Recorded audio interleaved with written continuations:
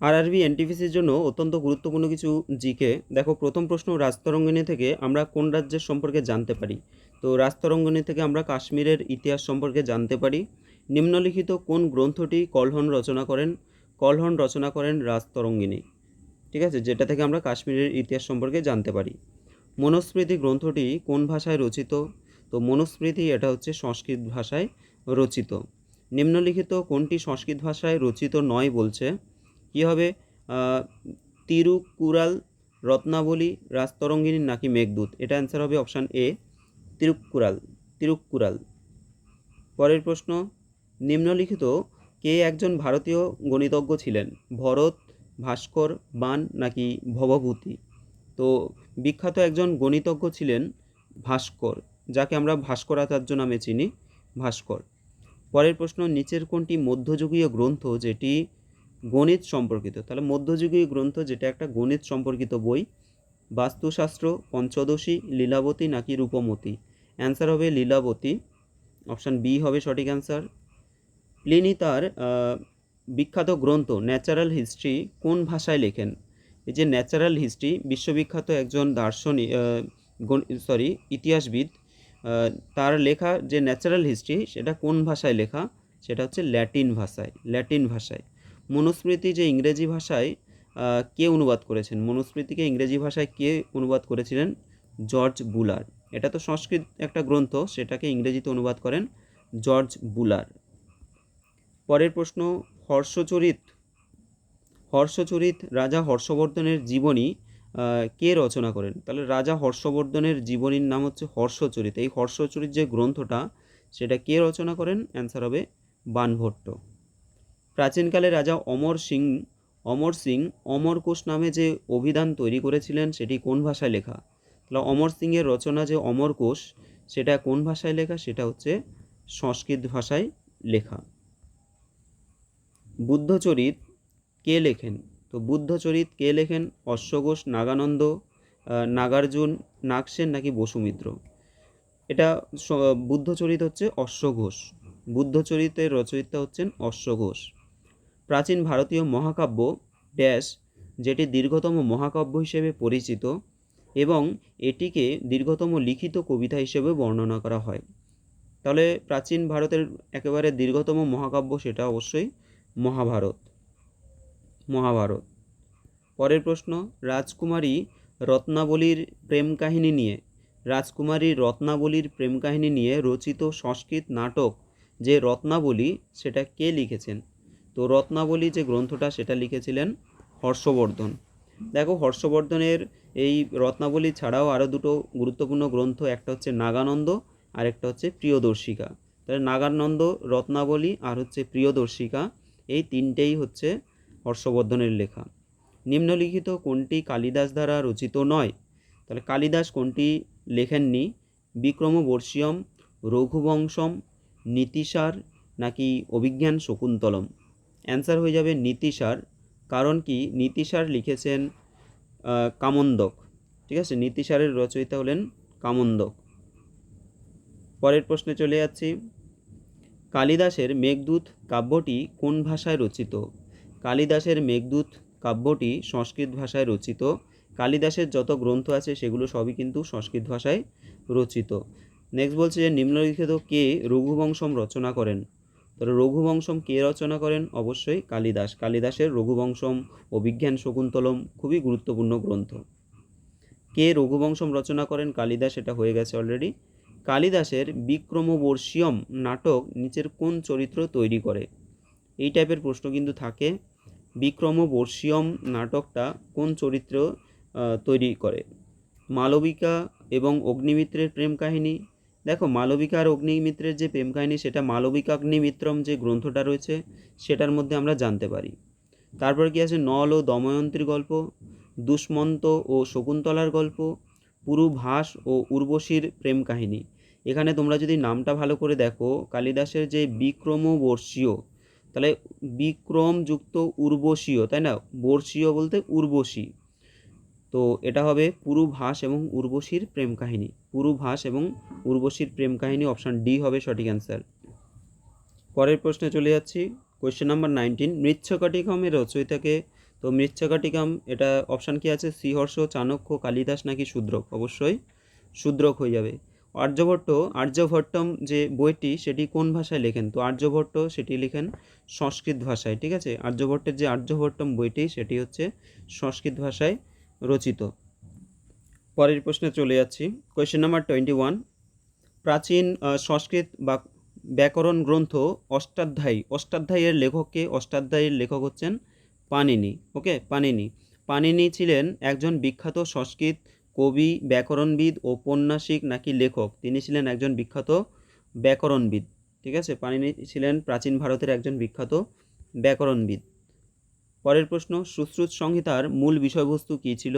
জ্যোতিষশাস্ত্র, গণিতশাস্ত্র, চিকিৎসা ও অস্ত্রোপচার নাকি পুরাণ শাস্ত্র? অবশ্যই এটা চিকিৎসা ও অস্ত্রোপচার। সুশ্রুত পরিচিত ছিলেন ড্যাশ হিসেবে?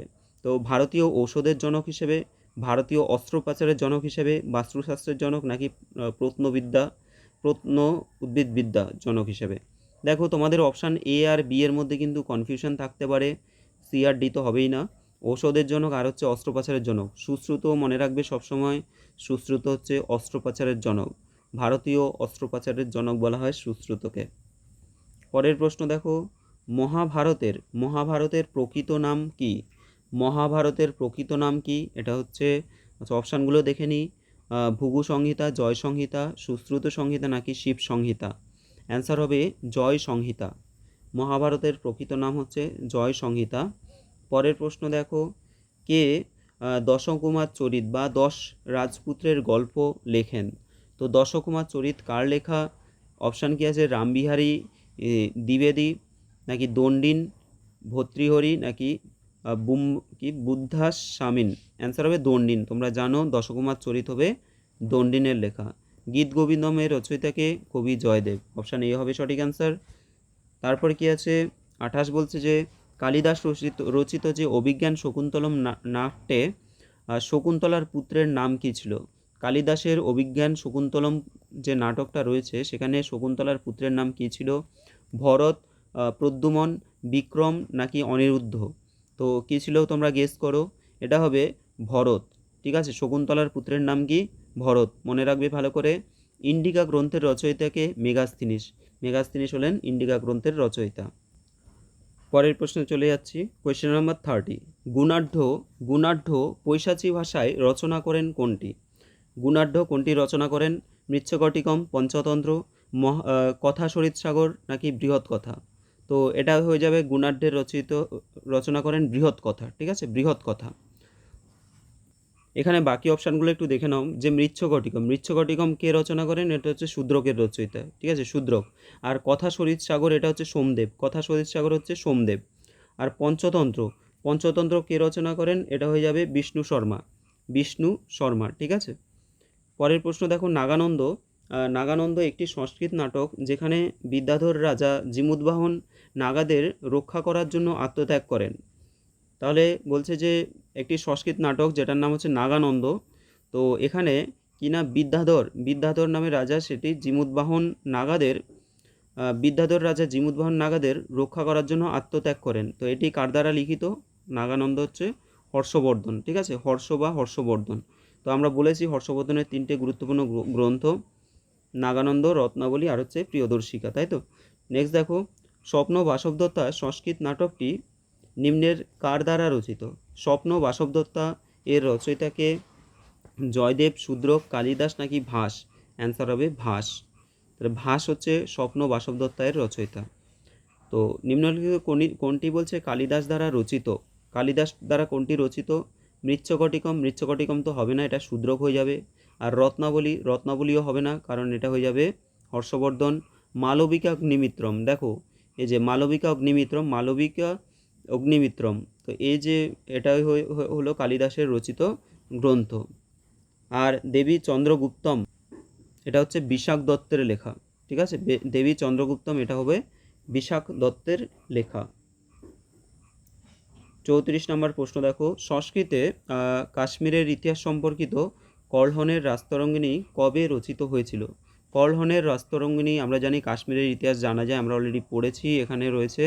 তো এটা দ্বাদশ শতাব্দীতে রচিত হয়। দ্বাদশ শতাব্দীতে, এটা কিন্তু তোমরা মাথায় রাখবে, দ্বাদশ শতাব্দীতে। ভারতীয় মহাকাব্য মহাভারতের 18টি অধ্যায়ের মধ্যে ষষ্ঠ অধ্যায় কোনটি, যেটির মধ্যে ভাগবত গীতা অন্তর্ভুক্ত রয়েছে? তাহলে ষষ্ঠ নম্বর যে অধ্যায় যেটার মধ্যে ভাগবত গীতা অন্তর্ভুক্ত রয়েছে সেটা কি? কি কি অপশান আছে? ভীষ্ম প্রভা, বিরাট প্রভা, সভা প্রভা নাকি আদি প্রভা? অ্যান্সার হয়ে যাবে এটা ভীষ্ম প্রভা। অত্যন্ত গুরুত্বপূর্ণ, মনে রাখবে এটা ভীষ্ম প্রভা। ঠিক আছে, ভগবদ গীতার যে অন্তর্ভুক্ত হয়েছে সেটা হচ্ছে ভীষ্ম প্রভা। পরের প্রশ্নে চলে যাচ্ছি। কোয়েশ্চেন নাম্বার 36 বলছে যে সংস্কৃত মহাকাব্য মহাভারতের লেখককে, মহাভারত কে লেখেন? তো মহর্ষি বেদব্যাস ইনি মহাভারত রচনা করেন, আর বাল্মীকি হচ্ছে রামায়ণ রচনা করেন। ঠিক আছে, অপশান এ হবে সঠিক অ্যান্সার। কোন ঐতিহাসিক বলছে কোন ঐতিহাসিক গ্রন্থটি পঞ্চম বেদ নামে পরিচিত? অত্যন্ত গুরুত্বপূর্ণ একটা প্রশ্ন, যে পঞ্চম বেদ নামে পরিচিত কোনটি? এটা হবে মহাভারত। মহাভারত হচ্ছে পঞ্চম বেদ নামে পরিচিত। পরের প্রশ্ন দেখো, তামিল কবি কম্বন, তামিল কবি যার নাম হচ্ছে কম্বন, তিনি নিম্নলিখিত কোন গ্রন্থটি তামিলে অনুবাদ করেন? মহাভারত, রামায়ণ, ঋগ্বেদ নাকি ভগবদ্গীতা? তো এটা হয়ে যাবে কম্বন ঋগ্বেদকে তামিল ভাষায় অনুবাদ করেন। ঠিক আছে, এটা মনে রেখে দেবে যে ঋগ্বেদকে, কম্বন কি না, ঋগ্বেদকে তামিল ভাষায় অনুবাদ করেছিলেন, ঋগ্বেদ। সঙ্গম যুগের মহাকাব্য শিল্পাদিকরম ও মণি মেঘালয় কোন ভাষায় রচিত? শিল্পাদিকরম আর হচ্ছে মণি মেঘালয়, এই দুটো কোন ভাষায় রচিত? তো সঙ্গম যুগের হলে অবশ্যই সেটা তামিল ভাষায় হওয়ার কথা। ঠিক আছে, তামিল ভাষায় হয়ে যাবে অ্যান্সার। পরের প্রশ্ন দেখো, কোয়েশ্চেন নাম্বার 40, ন্যায় দর্শনের ন্যায় সূত্র কি, ন্যায় সূত্রটি কার দ্বারা রচিত? তাহলে ন্যায় দর্শন যে রয়েছে সেটার যে ন্যায় সূত্র সেটা কার দ্বারা রচিত? অক্ষবৎ গৌতম, কালিদাস, চাণক্য নাকি রবিকীর্তি? এটা হবে অক্ষবৎ গৌতম। বিশেষ করে গৌতম নামটা তোমরা মনে রাখবে। অক্ষবৎ গৌতম ন্যায় সূত্র, তিনি ন্যায় দর্শনের যে ন্যায় সূত্র সেটি তিনি রচনা করেন। নিম্নলিখিত কে সংস্কৃত কাব্য মুদ্রা রাক্ষসের রচনা করেন? মুদ্রা রাক্ষস কি হবে? নাগার্জুন, বিশাখ দত্ত, সোমদেব নাকি কালিদাস? এটা হবে বিশাখ দত্ত। তাহলে মুদ্রা রাক্ষসের রচয়িতা হলেন বিশাখ দত্ত। পরের প্রশ্ন দেখো, পঞ্চতন্ত্রের রচয়িতাকে? পঞ্চতন্ত্র, এটা খুবই সহজ প্রশ্ন, বিষ্ণু শর্মার, তাই তো? বিষ্ণু শর্মা পঞ্চতন্ত্রের রচয়িতা। নিম্নলিখিত কে প্রাচীন ভারতীয় গ্রন্থ নাট্যশাস্ত্র রচনা করেন? তাহলে নাট্যশাস্ত্রের রচয়িতাকে? নাট্যশাস্ত্র রচনা করেন ভরত মুনি। মনে রাখবে নাট্যশাস্ত্রের রচয়িতা হলেন ভরত মুনি। পরের প্রশ্ন দেখো, পঞ্চ সিদ্ধান্তিকা বৃহৎ সংহিতা ও সাংখ্য সিদ্ধান্তের রচয়িতা কে? পঞ্চ সিদ্ধান্তিকা বৃহৎ সংহিতা, সাংখ্য সিদ্ধান্তের রচয়িতা কে? অ্যান্সার হবে বরাহ মিহির। এটা হবে কি? বরাহ মিহির। পরের প্রশ্ন, বিখ্যাত গ্রন্থ তিরুক্কুরাল কে সংকলন করেন? তিরুক্কুরাল, এটা কালিদাস, কবির, তিরুভাল্লুভর নাকি মীরাবাই? এটা হবে তিরুভাল্লুভর, তিরুভাল্লুভর। পরের প্রশ্ন দেখো, বুদ্ধচরিত কাব্যগ্রন্থটি কে রচনা করেন? তো বুদ্ধচরিত আমরা জানি অশ্বঘোষ রচনা করেন। চরক সংহিতা চিকিৎসা শাস্ত্রের কোন শাখা সম্পর্কিত? খুব ভালো একটা প্রশ্ন। চরক সংহিতা চিকিৎসা শাস্ত্রে তো রয়েছে, এবং তার মধ্যে সেটা কোন শাখার মধ্যে পড়ছে? এলোপ্যাথি, হোমিওপ্যাথি, আয়ুর্বেদ নাকি ইউনানি? তো এটা হয়ে যাবে, চরক সংহিতা হচ্ছে আয়ুর্বেদ হয়ে যাবে। ঠিক আছে, অপশান বি হবে সঠিক অ্যান্সার। তো তোমাদের আজকে এই 47টা প্রশ্ন এনটিপিসি এবং গ্রুপ ডিতে আসা প্রশ্ন এনটিপিসির জন্য অত্যন্ত গুরুত্বপূর্ণ হতে চলেছে, এবং এর পরের ভিডিওগুলো তোমাদের আরও এনটিপিসি এবং গ্রুপ ডিতে আসা অর্থাৎ রেলে আসা প্রশ্ন নিয়ে আলোচনা করব। তো ভিডিওটা যদি ভালো লাগে অবশ্যই একটা লাইক করে দিও।